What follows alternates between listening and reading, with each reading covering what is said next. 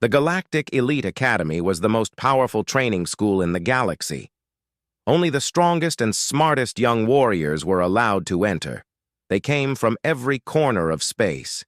Giant war beasts from Vulcar, sharp-eyed snipers from Zephyros, and ice-blooded tacticians from the moons of Cryon. Every student had a story. Every student had pride. But on one quiet morning, something strange happened. A small human transport ship landed at the academy gates. No guards, no music, no grand welcome. Just one girl stepping out alone. She looked normal, too normal. Her name was Rhea. She had short black hair, pale skin, and wore a plain, dark suit. She didn't speak. She didn't smile. She didn't look around. The other students stared at her. Some whispered, others laughed. "Is this the Deathworlder they warned us about?" one said. "She looks like she should be carrying books, not weapons," another joked. Rhea just walked past them and said nothing. She was quiet. Too quiet. The academy's instructors didn't know what to do with her. They placed her in simulation class like the others. The teacher, Commander Varlek, explained the rules. "You will enter a virtual battle zone. Your speed, strength, and reaction will be tested. Survive as long as you can." Every student had already done their turn. Some lasted minutes. A few even impressed the instructors. Now it was Rhea's turn. She stepped into the simulation chamber. It was a round metal room, surrounded by giant screens. One by one, the students gathered to watch. Even the teachers stayed to see what the quiet Deathworlder girl would do. A tall warrior from the planet Theros laughed loud. "This should... Be quick, I bet she lasts 3 seconds." Rhea didn't look at him. She simply closed her eyes and took a deep breath. The screen lit up. The simulation began. A desert battlefield appeared. Enemy drones flew through the sky. Robots with plasma guns surrounded her. A countdown started. 3, 2, 1. And then something strange happened. Before anyone could blink, Rhea moved. She dashed forward at a speed the cameras could barely follow. She leapt into the air, twisted, and landed behind the first robot. One strike. Its head flew off. The second one fired. She slid beneath the bullets, flipped behind it, and kicked it into a wall. More robots attacked, but Rhea was faster, smoother, smarter. The simulation tried to adapt. It increased the level. More drones, more fire, more traps. But Rhea didn't. Slow down. Her face stayed calm, her breathing steady. It was like she had done this 1,000 times. Then the system glitched. Red warning lights flashed across the screen. "Error. Subject exceeds limit. System overload."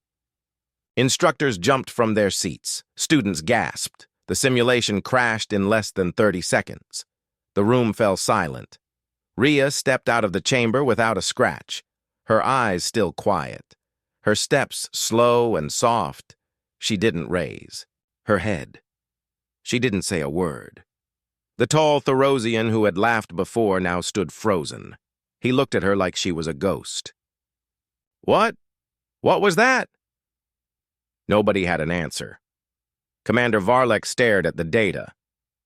"No student in the academy has ever moved like that," he whispered. "Not even our top generals." One of the alien students broke the silence. "She's not just from a death world. She is the death world." After that day, everything changed. Rhea became the most talked-about name in the academy. But she didn't care. She still sat alone in the cafeteria. She didn't join group battles. She didn't speak unless asked. Some students were afraid of her. Others were jealous. A few wanted to challenge her, just to prove they were better. But none dared to step into the simulation room after her. They called her the Silent Storm. What they didn't know was that Rhea wasn't there to make friends. She wasn't there to show off. She was there for something else, something secret, something hidden deep in the Academy's darkest files. And the galaxy would soon find out. The quiet ones are the ones you should fear the most. The Academy buzzed with whispers. Ria's simulation had become the talk of the entire training base. Videos were reviewed in slow motion. Experts tried to explain her moves, but the footage was too fast. The systems couldn't track her exact movements. Even the instructors couldn't. Believe the data. Some called it a malfunction. Others called it impossible. But deep down, everyone knew the truth. Ria was real, and she was dangerous. Still, most of the students didn't respect her. They thought her success was luck. They believed the simulation was weak. They told themselves it was just one test. So they laughed again. They teased her when she walked by. "Hey, Deathworlder, can you blink without breaking gravity?" One joked. Another shouted, "Why so quiet? Scared of your own voice?" Ria ignored them. She didn't look at anyone. She walked with calm steps, straight posture, eyes forward. One student, a loud and proud warrior named Gralter, couldn't take it anymore. He was from the fire planet Zarek. His body burned hot, and his fists could smash rock. He had never lost a match. Gralter told the instructors, "I challenge the human to a live simulation, one-on-one, no robots, just me and her." At first, the instructor said no, but Gralter was a top student, and the academy respected challenges. They made an exception. The match would happen in the main arena. Everyone was invited to watch. The arena was huge, an open space with obstacles, cover, zones, high platforms, and weapon spots. The rules were simple: survive or surrender. No one had ever beaten Gralter. He smiled as he stepped into the center, cracking his knuckles. "Let's see how strong your little human legs really are," he growled. Ria entered without a word. She didn't wear armor, no shield, no weapons. She didn't stretch or warm up. She just stood quietly, staring at the ground. The countdown began. 3, 2, 1. Gralter roared and charged like a storm. Dust flew around him as his heavy steps cracked the ground. Students cheered. The instructors leaned forward. Ria didn't move, not until the last moment. Then, like a shadow, she stepped to the side. Gralter missed. She placed her hand on his back and gave a small push. It was so soft it looked like nothing. But Gralter flew forward and crashed into a wall. The audience gasped. He stood up quickly, angry and red. "Lucky move!" he shouted. He ran again, swinging his fists in all directions. Ria ducked, twisted, jumped, and spun around him like wind. He couldn't touch her. Then, with one clean motion, Ria stepped behind him, tapped the back of his knee, and twisted his arm. Gralter dropped to the ground, his face full of shock. "Enough!" shouted one instructor. "She wins!" Ria stepped away, her breathing normal. She didn't celebrate. She didn't smile. She just walked out of the arena like nothing had happened. Gralter sat on the floor, stunned. "She's not a warrior," he muttered. "She's a storm." The next day, Ria's name was on every screen in the academy. New record: fastest defeat in live simulation. Subject: Ria. Human combatant. Status: unmatched. Even the Galactic Council noticed. Instructors held a meeting. "She's not just skilled," one said. "She's trained in something we don't understand." Another added, "She could be a weapon or a warning." Ria stayed quiet through it all. She still ate alone. She still walked alone. But now, no one laughed when she passed. They watched. They whispered. They wondered. The academy had changed. After Ria defeated Gralter, the strongest student on campus, silence followed her everywhere. No one dared joke. No one dared challenge her. Even the instructors looked at her differently now. Some feared her, some respected her, but no one truly understood her. Still, Ria kept her routine simple. She trained alone, ate alone, and slept in the far corner of the dorm. She didn't join the group missions. She didn't speak during class unless she had to. Most students thought she didn't care, but they were wrong. Rhea was watching everything, quietly learning, secretly planning. Late. One night, when most students were asleep, Rhea sat by the Academy's data center. Her fingers moved quickly on a hidden screen only she could access. The data was locked behind layers of code, but she had seen something strange after her first simulation. A name, a project, something called Ghost Protocol Human Experiment 9. She wasn't just here to train. She was here to find answers. While Rhea worked in secret, others had their eyes on her. The Academy had many students, but a few worked directly for the Galactic Council. One of them was Zarn, a tall, cold alien with silver skin and golden eyes. He was known for gathering secrets and eliminating threats, and now his mission was simple: watch the Deathworlder girl. Zarn watched her during training. He recorded her fights. He followed her after hours, but he couldn't understand her. She didn't use standard techniques. She moved like a shadow, silent but precise. Her heartbeat never changed. Her face never showed fear. She was unreadable. One morning, a mission was announced, a real one, not a simulation. A nearby mining colony had gone dark. No signals, no signs of life. The Academy sent a team of 6 students to investigate. Rhea was one of them. Zarn volunteered to lead the team. The journey took only hours. The mining colony looked empty from above. Buildings were damaged, lights were broken, but there were no signs of battle, no bodies, just silence. The team entered the colony with weapons ready. Rhea carried none. She walked slowly, listening. Every step she took, her eyes scanned the shadows. Then they heard it, a sound like breathing, heavy, wet, close. Something moved in the dark hall. Zarn gave a signal. The students aimed their weapons, but before they could fire, something leapt out. A huge creature, half metal, half flesh, with red eyes. The Academy was quiet when the mission team returned. 2 students were dead. One was injured and unconscious. The others, shaken and silent, walked like ghosts through the halls. But everyone wanted to know what happened. Rumors spread fast. Some said monsters attacked. Others said the Deathworlder girl went mad and killed them all. But Rhea didn't speak. She handed in her report, short, simple, cold. Unknown hostile life forms. Colony destroyed. 2 casualties. Mission incomplete. She said nothing about the lab, nothing about the tubes or the children, and nothing about the data chip hidden in her room. Zarn watched her carefully. He had seen what she did. He had seen her fight the beast and kill it in seconds. He had also seen the way she stared at the tubes. He knew there was more, but without proof, he couldn't act. In the following days, Rhea became the center of attention again. Not because people liked her, but because they feared her. The instructors called her in for questioning, but she answered with short, flat replies. Her face gave nothing away. Her voice was calm. They couldn't break her. One night, as Rhea sat alone, she activated the stolen chip.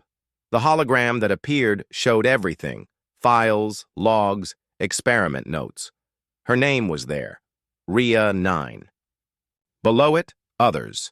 Rhea 1 to Rhea 8, all marked terminated. Her heart didn't race, but her hand curled into a fist. They created 9 of her. She was the only one who survived. One video showed her as a child, barely able to walk, inside a cage, electrodes on her skin, machines tracking every breath. Voices talked about her like she was a weapon, not a person. Faster than any known species. Bones can resist triple gravity. Heart rate unshakable. Memory training successful. Combat instincts triggered.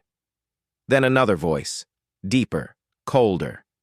She will never know who she really is until it's too late. Rhea turned off the chip. She didn't cry. She didn't sleep that night. The next morning, everything changed. The Academy's alarm blared through the halls. Red lights flashed. Emergency protocol activated. Outer defense breached. Rhea stood quickly. She didn't need to ask what it was. She already knew. They had found her. Outside the academy, gates, black ships hovered in silence. No symbols, no warnings. They released small drones that spread through the air like smoke. The instructors gathered the students and armed them. Zarn took control. "This is not a drill! Protect the academy! Hold the line!" Rhea didn't wait for orders.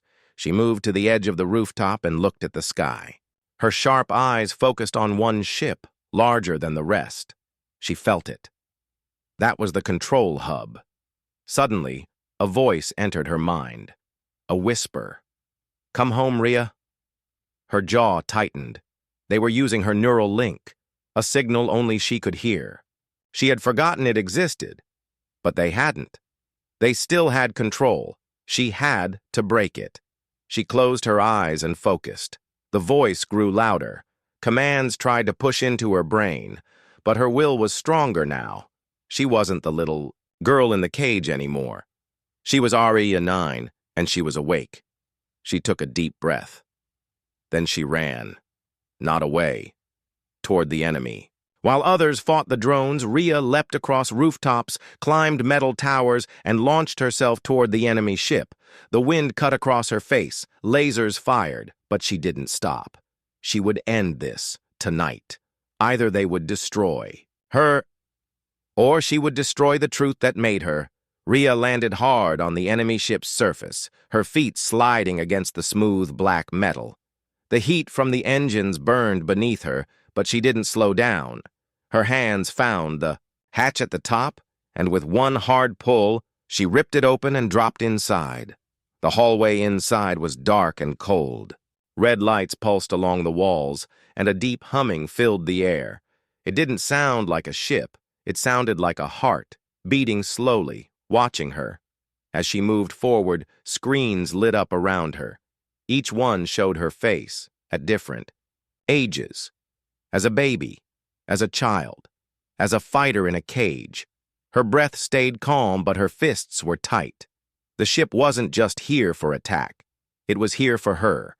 Then the voice came again, soft, emotionless. "You've come home, Orcs 9. She said nothing. "You were made for obedience, for perfection, for war." Still, she stayed silent. Then ahead, a door slid open, revealing a tall, thin figure in a white coat. His face was pale, and his eyes held no life, just calculations. He smiled as if he had seen her just yesterday. "Hello, Rhea." She stared at him. "Do you know me?" he asked. "No," she said flatly, "but I know you. I designed you. You're not a person. You're a product, a tool, and you are incomplete without us." "I'm more complete than you ever wanted," she replied. The man laughed softly and stepped aside, revealing a massive chamber behind him. Inside were pods, at least 20 of them. Inside each pod was another like her, human, Deathworlders. Some were still, some were breathing. All were waiting. "Project Ghost Protocol wasn't about you alone," he said. "You were just a prototype. These are the next generation." Rhea took a step forward. "They don't need to be awake," he said. "Not yet. But with your return, the final phase can begin. We only need your genetic key." She understood then. They didn't come to destroy her. They came to use her. Rhea reached into her suit and pulled out the data chip she had stolen. "You want this?" The man nodded slowly. "Then come and take it." She threw it on the floor and, in one sudden move, kicked it into the power console nearby. Sparks flew. The system crashed. Lights blinked out. The pods behind the man began to fail. Life support going down. "No!" he screamed. "Do you know what you've done?" "I ended it." Suddenly, alarms blared. Security bots poured into the room, aiming their weapons at her. But Rhea was already moving. She used the broken console as cover, jumped high, and struck one bot's neck with a sharp metal shard. She grabbed its weapon and spun, firing fast and hard. The scientist tried to run, but she caught him before he reached the exit. She didn't kill him. Instead, she pushed him into one of the pods and sealed it. "Sleep with your creations," she whispered. Then she set the pod controls to self-destruct. She raced back through the ship as explosions rocked the halls. Fire chased her steps. At the last moment, she reached the hatch and jumped, falling through smoke, flames rising behind her. She hit the academy roof hard and rolled. Her side burned, her lungs ached, but she stood. Behind her, the enemy ship cracked open in the sky. Flames burst from its core. Then it fell, crashing into the sea with a massive boom. The other enemy ships began to retreat, like frightened animals. Rhea looked up. The academy students stared at her from the walls, silent, wide-eyed. They had seen everything, not just her strength, but her choice. She didn't fight to win. She fought to be free. And now, everyone knew. She wasn't a monster. She was a survivor, and she had just started her war. The academy was quiet again, but this time, it wasn't fear that filled. The air, it was silence from shock and respect. The black ships were gone. The sky was clear. The battle was over, but no one could forget what they saw. Rhea sat in the medical bay, her arm wrapped in a bandage. Burns covered her side, but she didn't complain. She stared at the wall, lost in thought. She had destroyed the ship. She had ended the project, but her mind still echoed with the voice. You were made for obedience, for war. A soft knock broke the silence. Zarn stepped in, carrying a data pad. He looked tired. His armor was scratched, but his eyes were sharp. "They're calling you a hero," he said. "I don't care," Rhea replied. "I figured." He sat across from her and handed her the pad. On it was a security video, one taken from inside the enemy ship. It showed the moment she threw the chip into the console, the moment the pods began to fail, the moment she sealed the scientist inside and walked away. "The council saw this," Zarn said. "They're scared, but they also know the truth now." "I didn't do it for them," she said, "or for you." "Then why did you do it?" Rhea was quiet for a moment. "Because no one else would."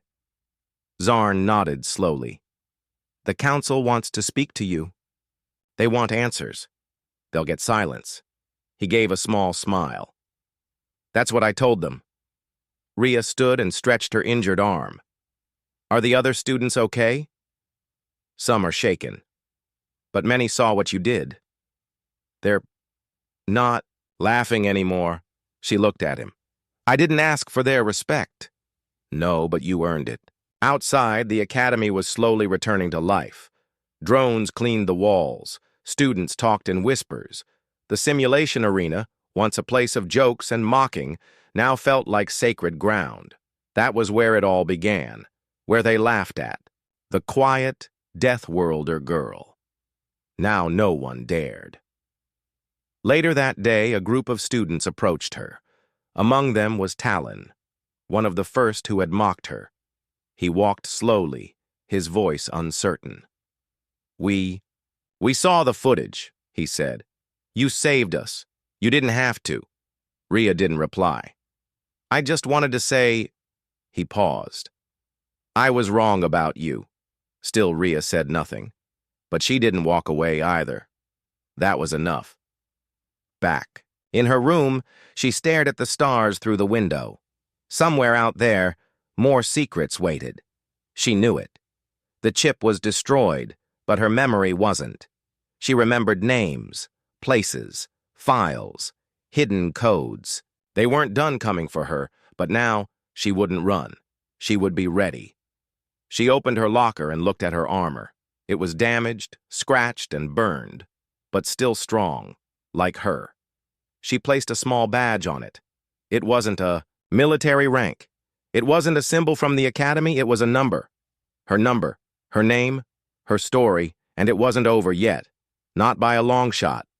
The stars above the academy blinked like silent watchers. Peace had returned, but deep inside, Rhea knew it was only temporary. War didn't end with explosions. It hid, waited, and returned when least expected.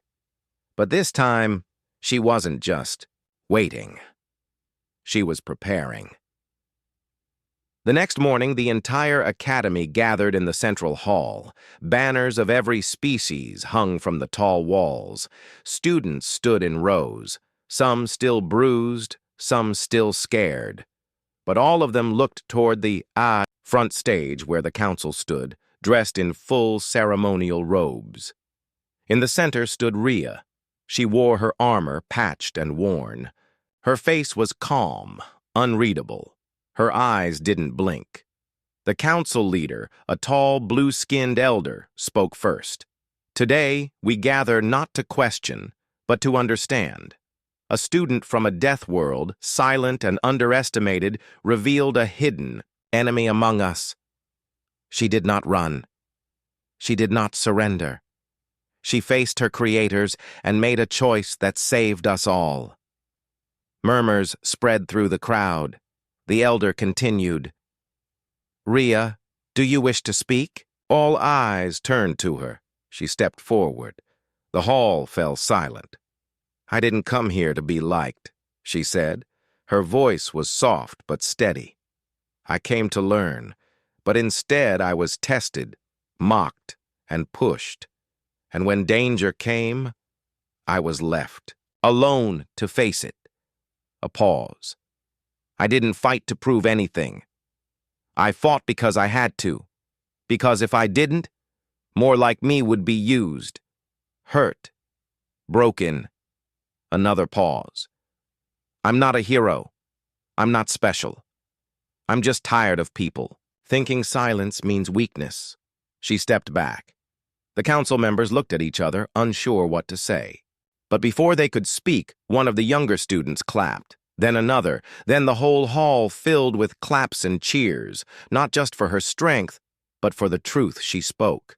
Even those who once mocked her now saw the fire behind her. Silence. Later, Zarn found her standing near the arena, looking up at the simulation dome. "They offered you a medal," he said. "I don't need it. They also offered you a special task force spot. Full training, real missions." Rhea didn't answer right away. Then she said, "I'll do it." Zarn smiled. "Thought so." As she turned to walk away, a small group of students followed. Not to challenge her, but to learn from her. "Are you forming a team?" one of them asked. "Maybe," she replied. "What's it called?" She looked up at the stars. "Ghost 9. The students nodded. The name fit. Days passed, then weeks. The academy returned to its training routines, but everything had changed. Where Rhea walked, others made space, not out of fear, but respect. She trained harder than ever, taught others how to survive impossible simulations, how to move in silence, how to think like a Deathworlder.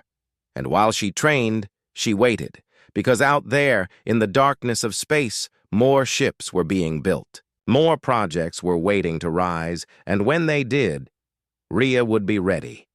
Not just as the quiet girl from the death world, but as the first of her kind to fight back, to speak through action, to lead others from fear into fire, and to crush anything that stood in her way.